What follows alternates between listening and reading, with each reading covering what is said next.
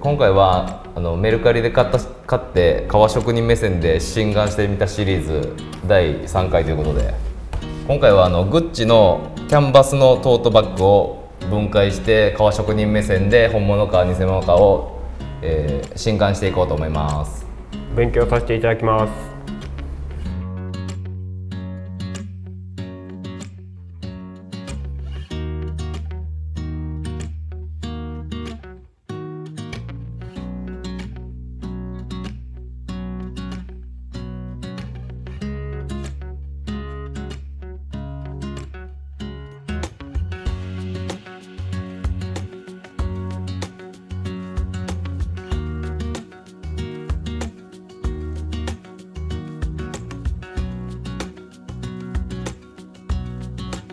今回このグッチのバッグなんですけど、メルカリで買って値段は11,888円でした。送料込み。新品の状態で買った場合は82,080円。どこで買ったとか詳細は書いてないですね。なんでちょっと分かんないですけど、本物かどうかを今からじゃあバラして見極めていきたいと思います。はい、はい、見た感じどう？でも縫製はどう？全体的に綺麗は綺麗なんですけど、ここらそれ辺若干寄ってるよな。なんかそうですね、若干歪んでるような気もするんで。なヴィトンエルメスって来て、グッチでまあどうなの、こうちょっと怪しい感じも漂いつつって感じじゃないかな。そうですね、バラす前はな、はい、っていう感じです。でもまあこれはじゃあどっからほどいていきますか？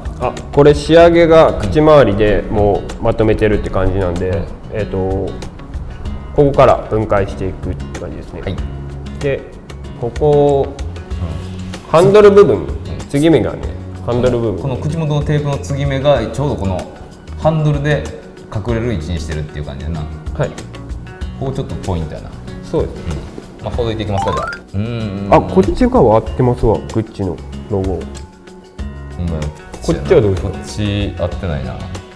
ちょっと怪しい。ちょっと怪しなってくるよな。これちょっと怪しい。だって左右対称じゃないってことやろ。ドンピシャで一緒やってんやんか、お前。タッキーさんのやつですよね。俺ちょっとあれ見て、これだってこっち側は合ってるけど、いやでも合ってるって言ってもさ、ちょっとこれむずいっちゃむずいけどな、ここ合わすの。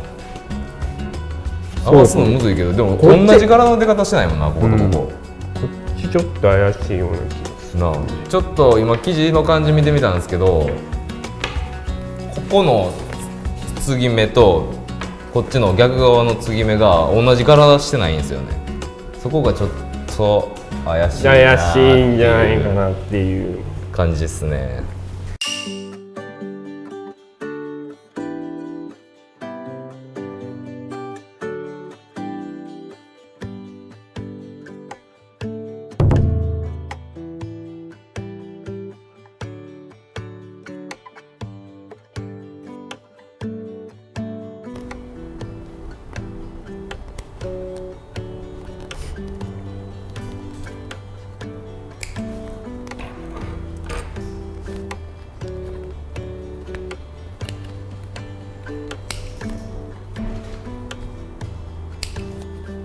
でもこれほどいていってたら皮は一本でいってんな。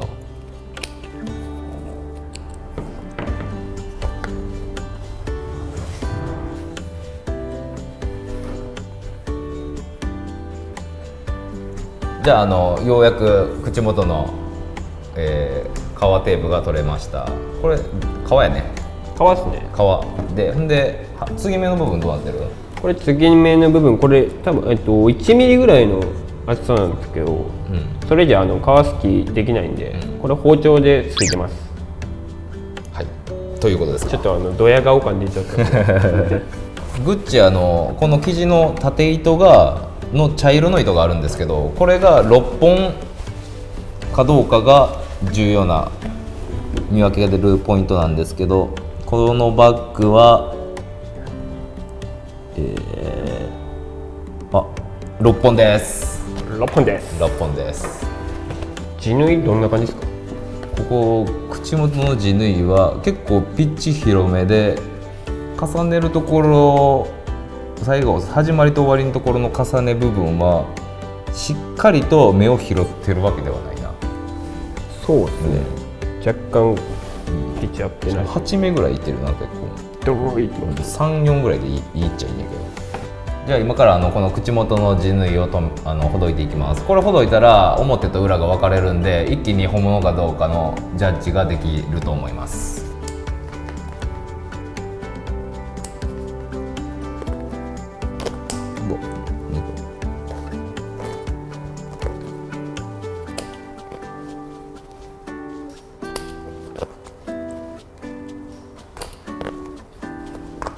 何年ぐらい使ったのかな。すごいですね。失礼します。なんか小刃の液みたいなのついてるな、これどこのに当たってた？こここですね、多分。金属とかあるわけじゃないもんな。小刃ついてたのかなんかわかんないですけど、ついてますね。な。中身どんな感じ？これ芯はすごい。そうやな、ちゃんと全部力かかるところにはちゃんと芯をつけてるよな。そうですね。もう年季入ってちょっとボロボロになっちゃってるんで。で糸の処理はでも処理してないな。ボンドとか塗ってないな。そうですね。炙ってもないんか。炙ってもないな。けどここ裏のカシメもグッチってなってるな、ちゃんと。そうですね。これはグッチなってもんなっていう感じですね。とりあえず裏を見た感じでも底芯とかはない感じで、パッて見たらでもなんかなんでなんでですかこれなんで。でもここはできひんねん多分。ここ割らなあかんから。そうでもこれをやることによって多分ふっくらするというか、なんかそういうことですか。曲線が綺麗に多少出るから、そういうためにここ巻いてるんかもしれんけど、ここの端の種類返し縫いもしてないな。強度を保つためとかそんなんじゃない。それもあるかもしれないけどな。2回縫うからな。ほんでこれやったら、じゃあ龍馬君次はどこほどいていきましょうか。はい、ここの、底のサイドをはい、やっていきます。やってもらすごい。めっちゃ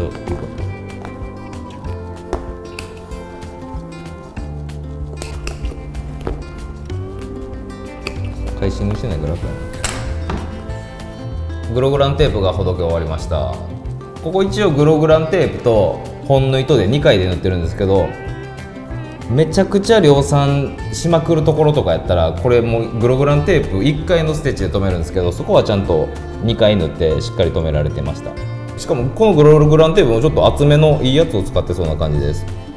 で次はこのグログランテープが取れたんで、そこのステッチとマチをほどいてガバッと開くようにします。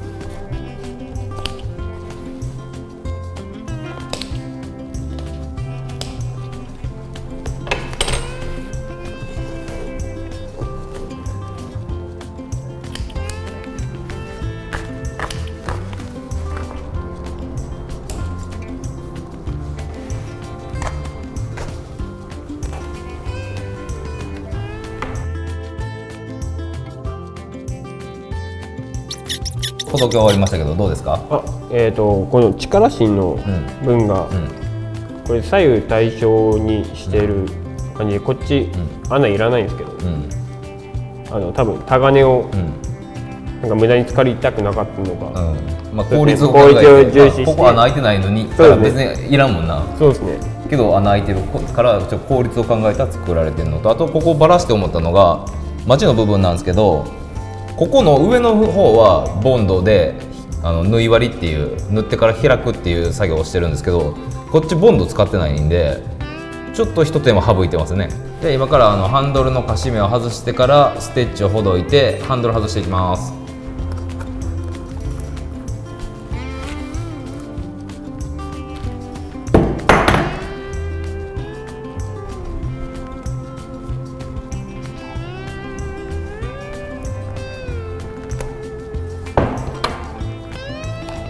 でも両面の方がひっつくか、エナメルやから。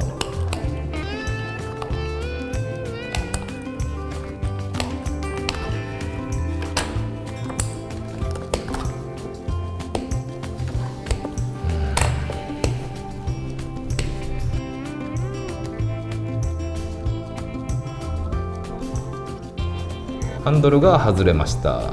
でこのハンドルをこう縫う前に仮止めするんですけど、その仮止めは両面テープでされてました。両面テープの方がエナメルにはひっつきやすいもんな。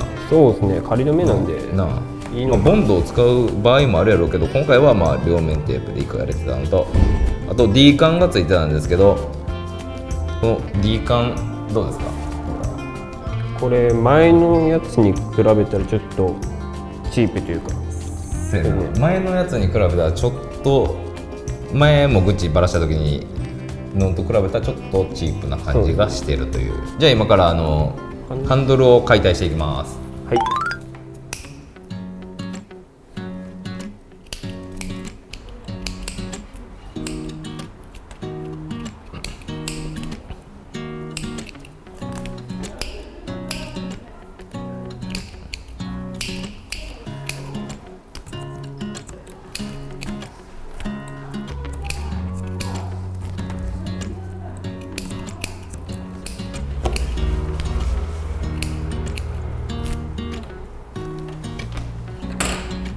ハンドルの解体が、終了しました。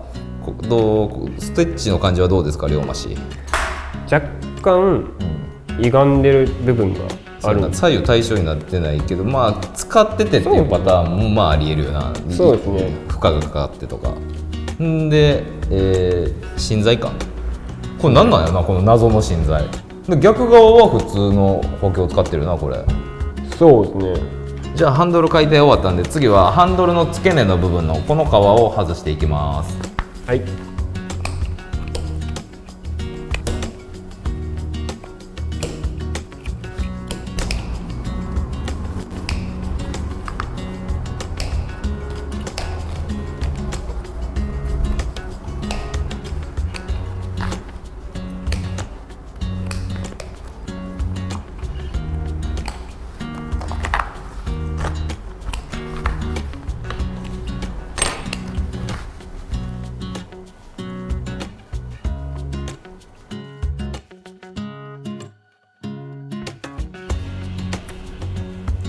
このハンドルの根元の部分が外れました。ここ仮止め何でしてるんかなと思ってたんですけど、これは仮止め何もせずにコンピューターミシンでゲージに当てはめて縫ってる感じでしたね。目重ねてないから裏ボンドで留めないと糸ほどけてくるんですけど、これはそれがされてなかったな。そうですね、もうそのままむき出しの状態だったよね。状態ですね。でこれ芯材と皮を貼り合わせてるんですけど、この芯材は日本でいうところの皮を再生して作った芯と同じようなものを使われてます。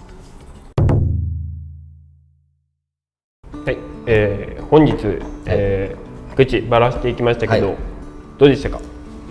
今回このメルカリで買ったグッチのバッグは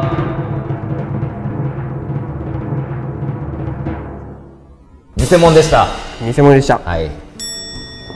じゃあどういう点が偽物やったかちょっと解説していきますか？はい。じゃあ僕が、質問していきます。はい。ハンドルのステッチが、そう。このハンドルの部分ね。はい。ここがハンドルのステッチがこう左右で対称になってなかったんな。そうですね。うん。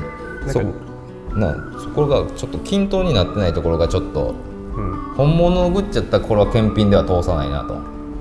そういう感じでしたね。はい。他はどんな感じでした？ハンドルの裏処理か。裏の糸処理。糸処理が全部縫いっぱなしになってるね。そうですね。前の本物のグッチばらした時は、ステッチを糸を後ろから出してボンドで全部きれいに留めてたんですけど、今回のやつは縫ってそのまま後ろで出してただけなんで、これだとハンドルの糸がほどけてくるんで良くないと。はい、ちょっと一手間省いてるという感じの作り方でした。はい、本物のやつはそんなことしないんでね。そうですね。他次どうなんでしょう。はい、金具。金具それ。はい。この金具ちょっとチャッチーな。そうですね。前回のやつに比べると、前回のやつもっとしっかり重厚感があったんですけど、今回のやつは中空洞的な感じの雰囲気がするチャッチー感じがしました。ちょっとチープな感じがありました。でハンドルの芯材。芯材、これ謎の芯材な、これよう分からへんよな、これ昭和のなんかすごい柄なんで、全体に入れといた方がいいんやけど、全体にも入ってなかったしな。根元だけっていう感じの本当にそんな感じでしたね。はい。で表胴の縫い合わせが縫い合わせね、はい、ここら辺がここの縫い合わせの部分も、ここ上の部分はボンドでしっかり仮止め開いて縫ってたんですけど、下の部分こう見てもらったら分かるんですけどボンド使ってなかったんで、一手間省いて縫う時に横着して縫ってるっていう印象を受けました、この点も。はい、はい、でハンドル、芯の方、芯材、はいのそうここが気になった、こっち側は穴開けやんでいいところにも穴開いててんな、そうですね、っていうのはタガネを一つにしてるっていう。ちょっと普通2個作ったらコスト上がるんですけど、1個で横着見えへん部分やから横着しようと思ったらできんねんな、このパーツ。そうですね、その横着がされてたと、はい、タガネが1個しか作られてないから両方には開いてたと。そうですね、その点もちょっとコストダウンのためにそういう風にされてるんだなという感じがしました、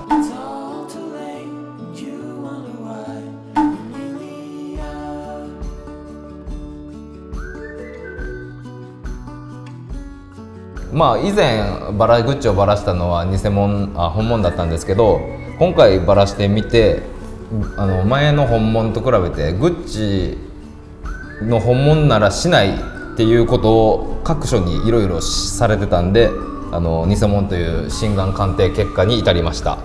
はい、はい、っていう感じですかね。本物に近かったんですけどね、かなりスーパーコピーにっていう感じやんな。そうですね、最後まで結構いい感じでいってんだけど、見えへん部分でやっぱり手抜いてるというか、グッチの前の本物はそんなこと全然なかったんで、やっぱりこれは偽物だなという結果です。革職人目線で見たところ、はい、はい、勉強させてもらいました。とても勉強になりました。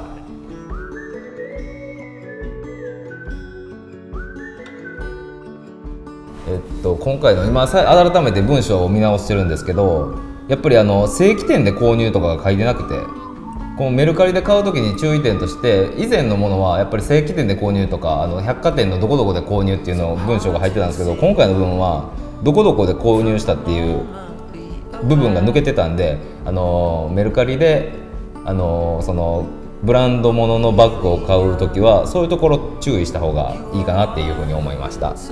そうですね、そうですね。で次なんですけど、もう次のバッグが手元にございまして、こちらのプラダのバッグを真贋鑑定していこうと思ってます。すごいですねこれメルカリで買ったやつじゃないんですけど、スタッフさんが家族が海外旅行した時に免税店で買ってきたというバッグで、なんか使わずにちょっと置いてたらもうすぐここら辺が焼けちゃったらしいから、もうあれやったら分解してくださいっていう感じで言ってくれたんで、次はこのプラダのバッグを分解して真贋鑑定をしていこうと思います。はい、次回予告でした。次回予告でした。サービスサービスどういうことエヴァですね。エヴァ